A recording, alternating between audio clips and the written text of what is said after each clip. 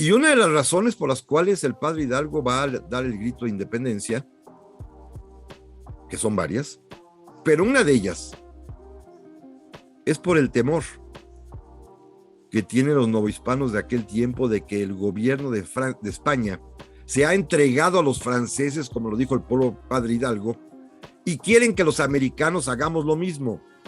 Y los franceses son impíos, herejes. E Hidalgo en su propio proceso señaló que no querían que sucediera como en Francia, donde Napoleón tuvo la osadía de ponerle la mano encima al Santo Padre. Él es muy claro, se trata de defender el trono y el altar.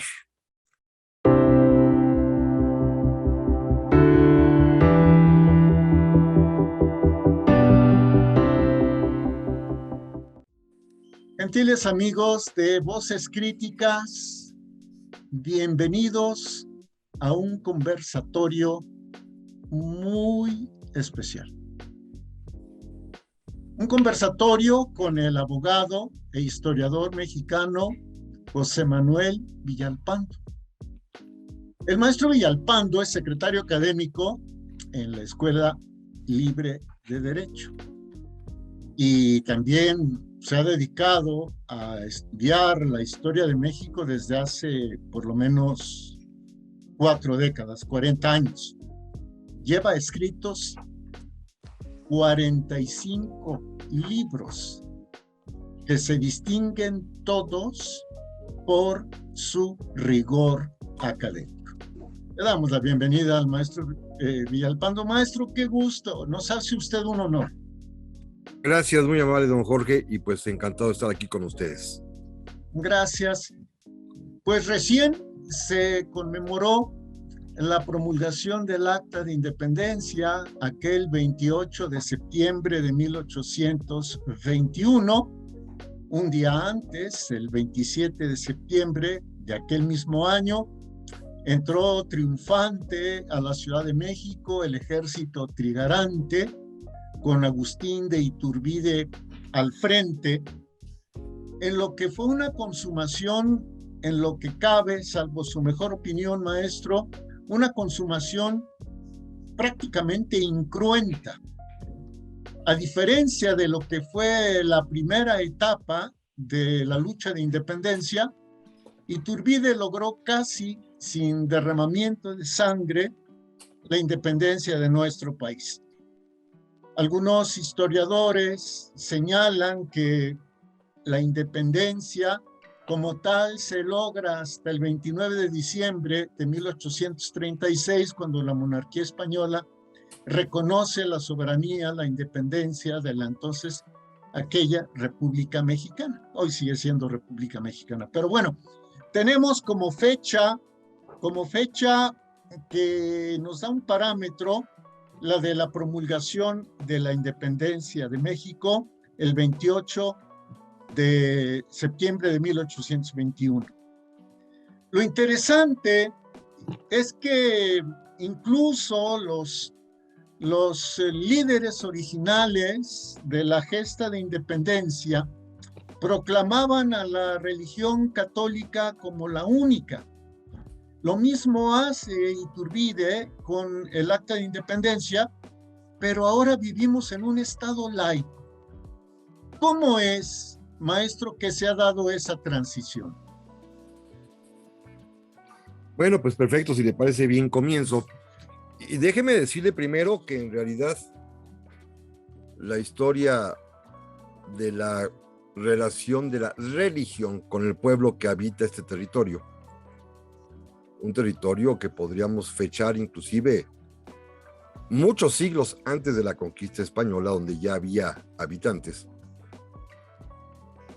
Si pusiéramos un número arbitrario, digamos a partir del año 1200 o 1300 en que se funda Tenochtitlan, más o menos, 7 siglos después de esos 700 años, México solamente ha sido laico 170 de esos años. Ya yo solamente de ese largo periodo de 700 años hemos sido laicos, por llamarlo de alguna manera, desde 1859 hasta, digámoslo así, hoy en día, aunque no sea.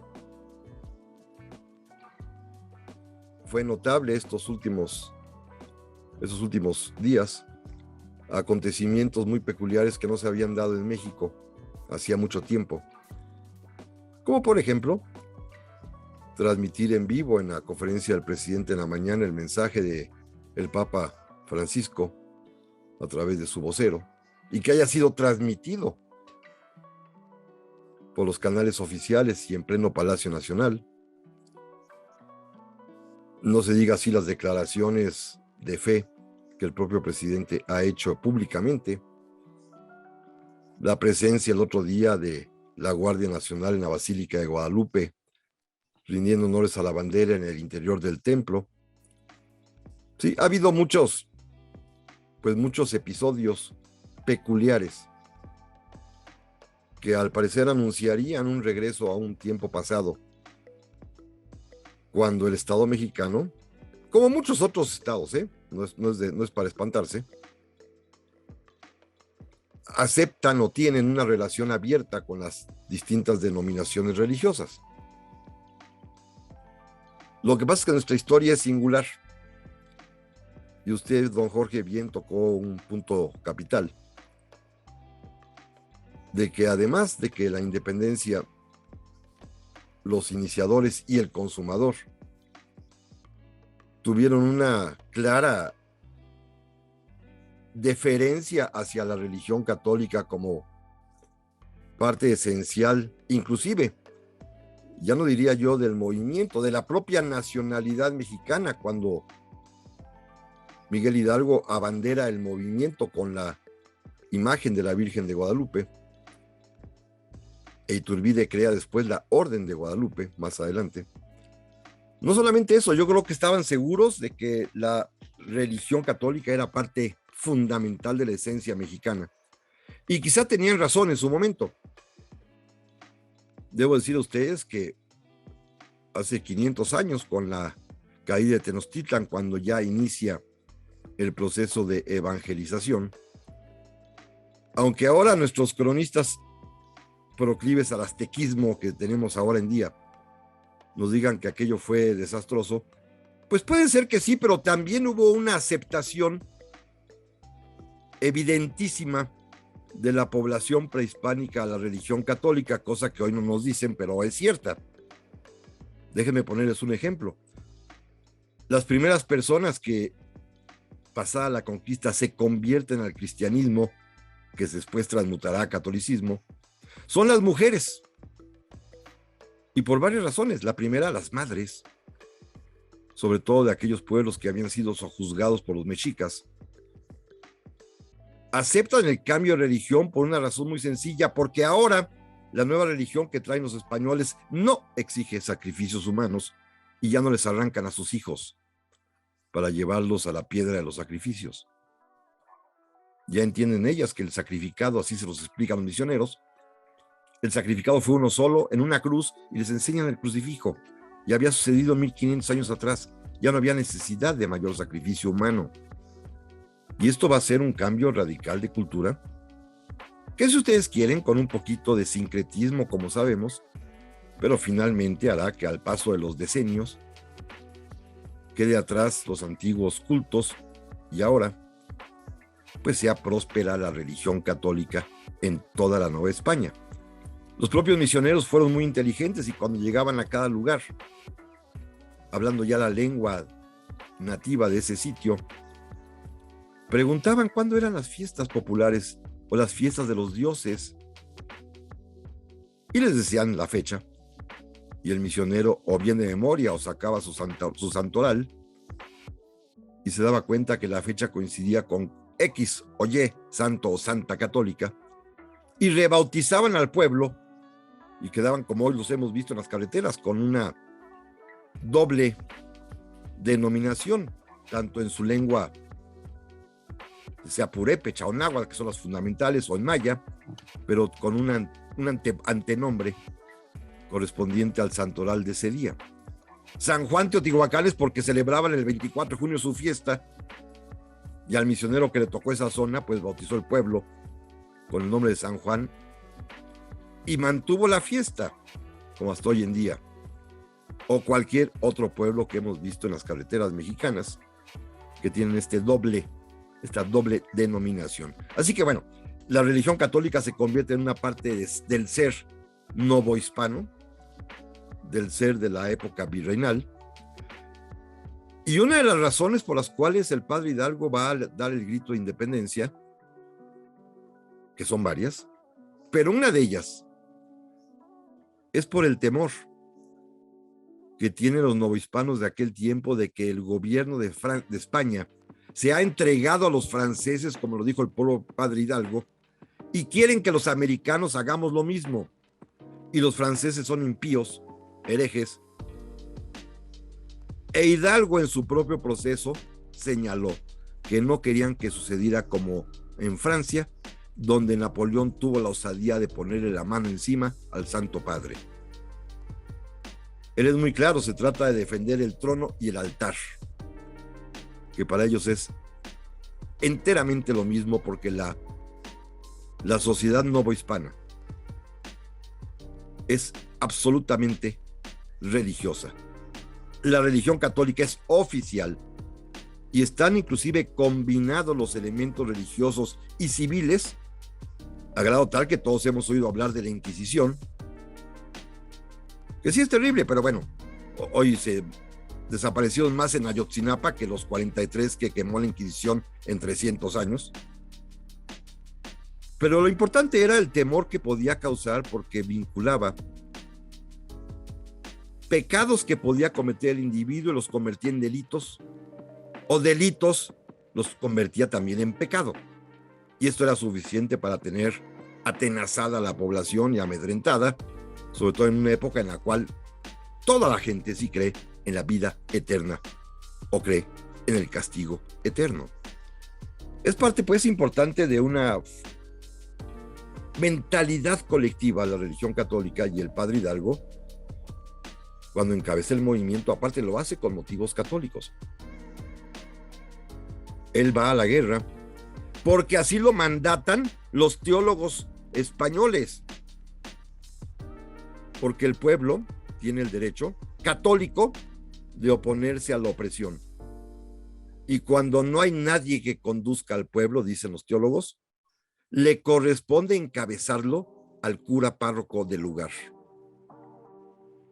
Y él es el cura párroco del lugar, de Dolores. Una guerra de independencia que en su origen, como todos sabemos, es conducida por sacerdotes que se vuelven caudillos. El propio Hidalgo, pero fundamentalmente después José María Morelos y Pavón, que si ustedes lo han leído, y han leído, por ejemplo, Los Sentimientos de la Nación, es un documento de inspiración claramente religiosa. Inclusive cita él mismo versículos de la Sagrada Escritura para fundamentar lo que está afirmando allí en Los Sentimientos de la Nación. Y cuando él diga, por ejemplo, que se trata de moderar la opulencia y la indigencia y aumentar el jornal del pobre, eso lo tomó de la Biblia. Es pues un movimiento que, repito, tiene una red de comunicación muy íntima entre el deseo de independencia, pero también el deseo de conservar intacta su religión católica. Son sacerdotes los que lo están encabezando. Y el corolario, la consumación, que bien decía don Jorge, conmemoramos apenas ayer y antier, en su fase de consumación de la guerra y en su fase de nacimiento del México de hoy, pues nace también bajo la promesa de conservar pura, como dijo el Plan de Iguala, la religión católica. Iturbide, que tenía perfectamente conciencia, junto con Guerrero, con quien negoció el plan, los dos consideraban como principio básico no solo la independencia y la unión, sino también la pureza de la religión. Y atinaron a representarla gráficamente en los colores de nuestra bandera nacional. que hasta la fecha siguen siendo los mismos, aunque le hayan cambiado el sentido. El verde era independencia, el blanco religión y el rojo unión, aunque hoy nos digan que el verde es la esperanza y el verde pomposo los jardines, el blanco la nieve los volcanes y el rojo la sangre de los héroes. Le cambiaron el sentido políticamente, pero la auténtica y original interpretación es que hay un referente muy claro a la religión. Y luego, y esto es quizá lo más interesante, y aquí empezaría la historia que quiero platicarles, vendrán los años de problemas, entre comillas, ¿eh? Miren, déjenme comenzar diciendo que la primera constitución que tenemos en México, la de 1824, es absolutamente clara. Si ustedes la leen van a encontrar algo que parece sorprendente. La propia Ley Suprema Mexicana en 24 declara que la República Mexicana es católica y que no se tolera el ejercicio de ninguna otra religión. Así que nacimos a la vida independiente y a la vida republicana con un Estado absolutamente comprometido con un credo religioso, con el católico, que para ese momento sí era el de la absoluta práctica de toda la población. Hasta ahí no hay ninguna dificultad. Aparecen entonces, y este es un punto que vale la pena mencionar, las logias masónicas. Y debo comentarles a ustedes que las logias masónicas, cuya fama ha sido de ser comecuras e intransigentes en materia religiosa, es falso eso, ¿eh? No me lo van ustedes a creer, pero cuando México nace, 4 de los principales políticos mexicanos de aquel tiempo, creadores de la propia Constitución y ministros de Estado, eran sacerdotes, y los 4 eran masones, y no pasa nada. No ustedes sepan, pero el Santo Padre, el Papa Pío IX, declaró la prohibición y excomulgó a los masones hasta 1864. Es decir, antes se podía perfectamente bien, como lo fue Maximiliano, ser masón y católico, ¿eh? Este es un dato bien relevante, por lo que voy a platicar a continuación. Les pido que no lo pierdan de vista.